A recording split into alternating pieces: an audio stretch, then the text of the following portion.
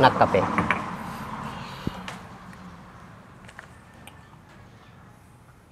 Anak, pininta mo daw yung bayad sa sakyan nyo? Oo, Tay. Kailangan ko kasi ng pera. Hindi ko na rin kailangan yun. Dahil mag-isa na lang ako sa buhay. Pero sayang naman anak, pundar nyo ni Myla yun nung nasa abroad pa kayo. Sayang pala eh. Hindi dapat ikaw na yung bumili. Eh, saan ka naman ngayon titira? Bakit? Ayaw mo ba akong tumira dito sa bahay nyo?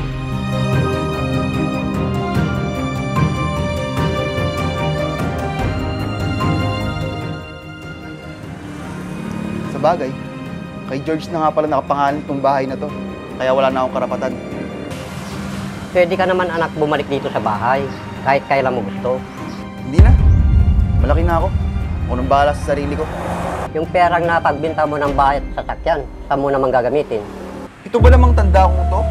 Hindi ko alam gagawin sa pera ko? Ano ka ba, Tay? Huwag ka na makialam. Anak, wag mo sana akong masamain.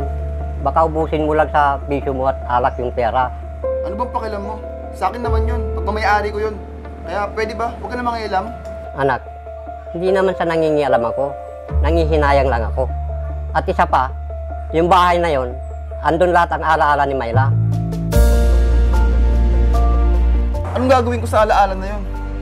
Kung yung asawa ko mismo, wala na dito sa tabi ko. Naiintindihan kita, anak. Dito pa naman kami ng kapatid mo. Hindi niyo ko naiintindihan. Dahil wala kayong alam sa nararamdaman ko. Kaya pwede ba? Pabayaan niyo na lang ako. Anak, wag mong sirain ang buhay mo. Sa tingin mo ba, magugustuhan ni Myla nga makita kang ganyan? Wala na akong pakialam, Tay. Basta ang gusto ko lang, makalimot.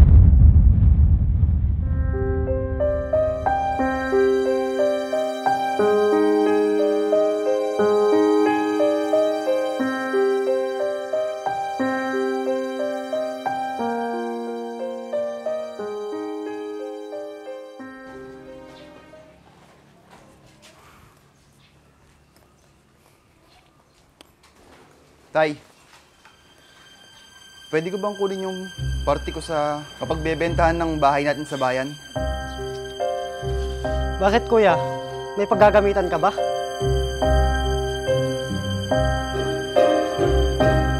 Anak, alam mo naman na pundar namin ng nanay mo yun. Pero kailangan ko na ng pera ngayon, Tay.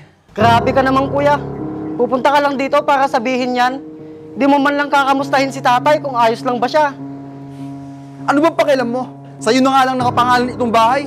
Tapos, makikialam ka pa sa bahay natin sa bayan? Ang sa akin lang, buhay pa nga si tatay tapos pinag-iinteresan mo na agad yung bahay na matagal na nilang ipinundar ni nanay. Tama na mga anak. Friends, hintayin mo lang na makaalis yung nag-uupa sa bahay at ibibigay ko yung party nyo ni George. Kailan pa yun, Tay? Kailangan ko na ngayon yung pera. Bakit? Saan mo ba gagamitin yun, anak? Wala na kayong pakialam kung saan ko gagamitin. Basta, ibigay mo na lang sa akin. Kuya, makiusap ka naman ng maayos kay tatay. Huwag kang bastos.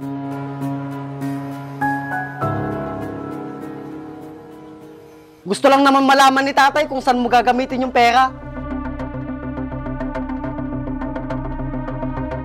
Dahil pinaghirapan ni tatay yung bahay na kinukuha mo.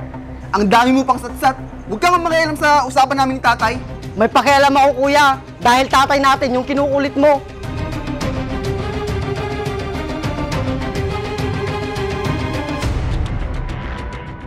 Bakit ba kasi nagmamadali ka? Hindi ka makapaghintay na kusang ibigay sa'yo at ikaw pa talaga yung nagdidesisyon? Bakit? Ako naman ang panganay dito ah. Kapag namatay si tatay, ibibigay niya rin sa akin yung bahay na yon. Namatay? Naririnig mo ba yung sinasabi mo kuya? Nakita mong buhay na buhay pa ang tatay at malakas. Pero kung makapagsalita ka, parang gusto mo na siyang mamatay. Ah, basta! Kukunin ko yung bahay na yon para maibenta ko na. Ang kapal din talaga ng mukha mo, kuya. Ang tagal mong nawala, tapos babalik ka dito, na parang may pinatago ka, tapos ganun-ganun mo na lang ibibenta? Ang kulit mo, ha? Di ba sabi ko huwag ka mangialam dito, ha? Ha? Tama na mga anak!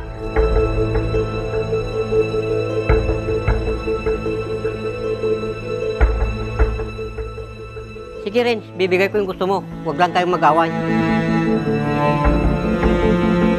Ano, tay? Ganun-ganun nyo na lang ibibigay sa kanya yon? Hindi ka naman bingi, di ba? O paano, tay? Dapat pagbalik ko, wala na yung mga nakatira doon. Pati yung mga dapat yung pirmahan para wala na maging problema. Alis na po ako. Sige anak.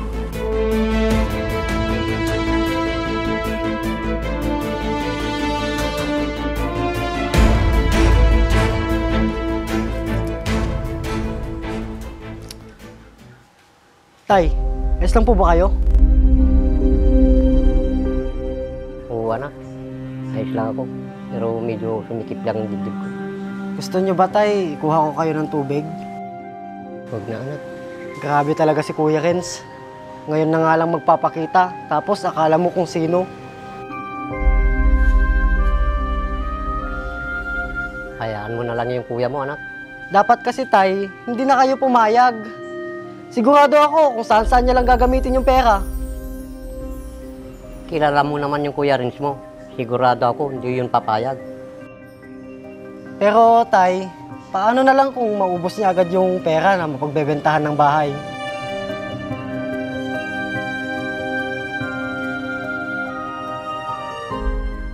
Tapos, babalik siya dito para humingi ulit ng pera. Hindi ko alam kung saan ako nagkamali sa pagpapalagay sa kuya Rins mo anak. Nagsimula lang naman yan, tay, nung mamatay yung asawa niya. Pati yung bahay at sasakyan na pinundang nilang mag-asawa, binenta niya na. Nahihirapan siguro si kuya mo na makalimutan niya sa ate Mayla mo. Kahit na, tay, magdadalawang taon nang patay si ate Mayla. Kung hindi siguro namatay ang ate Mayla mo, di siguro magkakaganyan si kuya Rins mo. Di rin, tay. Nasa tao na lang din yan.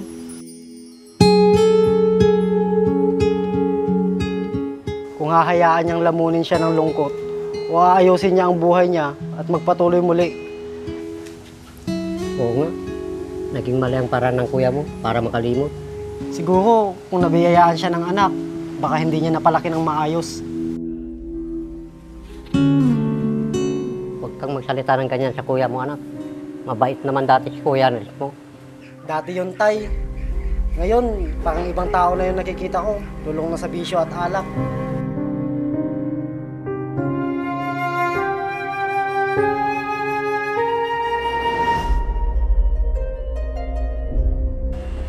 Tay!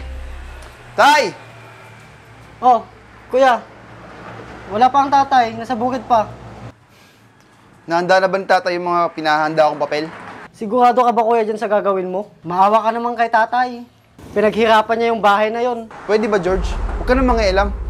Baka naman iniwan sa yung tatay yung mga papel at ayaw mo nang ibigay sa akin. Walang binibigay sa akin ng tatay. Kung gusto mo, bumalik ka na lang sa susunod na araw. Pinagtataguan ba akong tatay, ha? Hindi ka pinagtataguan ng tatay. Wala nga siya dito sa bahay. Kung ganun, hihintayin ko lang sa tatay na makauwi dito. Sige, ikaw bahala.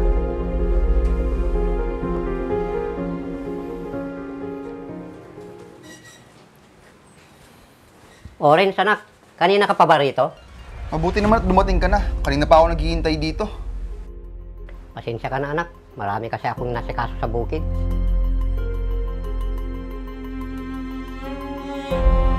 Naayos mo na ba yung mga papel? Hindi pa anak, may mga bagay pa akong dapat pirmahan na papel. Ano ba naman yan? Isang linggo na yung lumipas pero hindi mo pa naayos yung lahat? Anak, hindi naman kasi ganun kadali ang mag-ayos ng papel. May ginagawa din naman ako sa bukid. Ayaw mo lang talagang ibigay sa akin? Ang dami mong pang palusot. Hindi naman sa ganun anak. Bigyan mo pa nga ako kahit isang buwan para ayusin ang lahat. Hindi na ako makapaghintay ng ganong katagal, tay. Masyadong matagal ang isang buwan. Kung gusto mo anak, yung kutsi ko na lang ang ibenta mo. Yang kotse? Eh magkano lang naman yung halaga niyan? Hindi yan sasapat sa kailangan kong pera. Saan mo ba gagamitin yung pera anak? Tigilan mo na yung mga bisyo mo.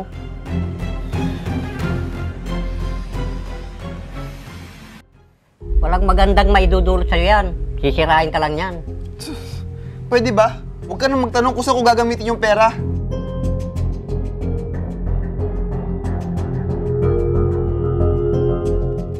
Ako nang bahala doon. Basta ibigay mo na sa akin yung hinihingi ko.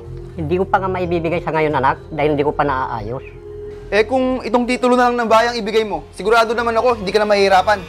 Totoo ba yung narinig ko, kuya? Pati tong titulo ng bahay? Huwag kang makialam dito. Kami yung tatay ang nag-uusap. Anong wag mangialam? May pakialam ako. Dahil kapag binenta mo tong bahay, sa tingin mo, saan kami titira ni tatay? Sus, problema ko pa ba yun? Eh di maghanap kayo ng lilipatan nyo.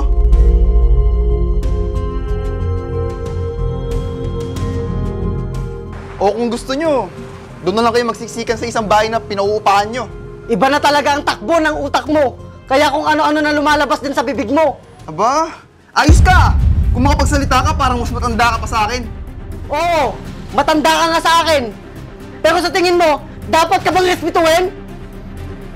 Mga anak, tama na. Huwag na kayong mag-away. Pagsabihin nyo yung anak nyo, ang hilig makisawsaw sa usapan. Hindi ako nakikisawsaw. Kaya itigil mo yung kahibangan mo. Hindi bibigay sa'yo ni tatay yung titulo.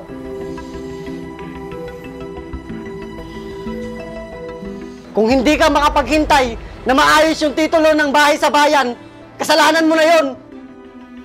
Sumusobra ka na, ha? Kanino pa ako gitin pa sa'yo? Tatamaan ka na talaga sa akin. Tumigil na nga kayong dalawa. George, Ren, tatatlo na nga lang tayo sa pamilya. Ganito pang nangyayari sa atin.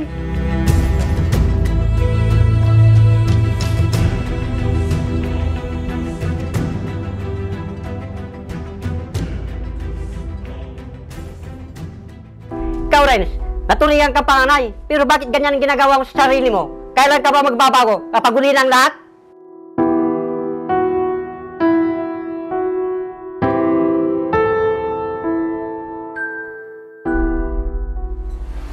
Tama ang sinabi ng kapatid mo. Anak, di pa uli ang lahat para magbago ka. Dito lang kami ng kapatid mo para tulungan ka. Oo, kuya. Hindi mo kami kaaway dito.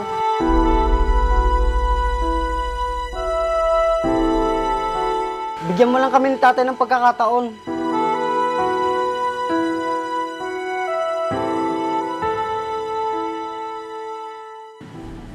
Alam kong mahirap sa una, anak. Pero unti-unting makakayanan mo din yan.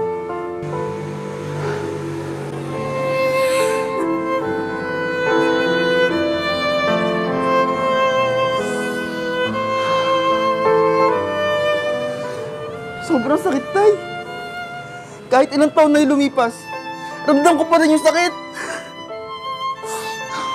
Kaya nga, nandito kami ng tatay, kuya. Oo nga, anak. Nandito lang kami para damayan ka. Yung alak at bisyo, pagsamantala lang yan na magbibigay sa'yo ng saya. Oo nga, kuya. Tama si tatay. Kami ng pamilya mo ang magpaparamdam sa'yo ng tunay na pagmamahal. Pasensya na kayo sa akin, tay. George. Mahal na mahal ka namin ng kapatid mo. Oo nga, kuya. Salamat sa inyo, tay. George.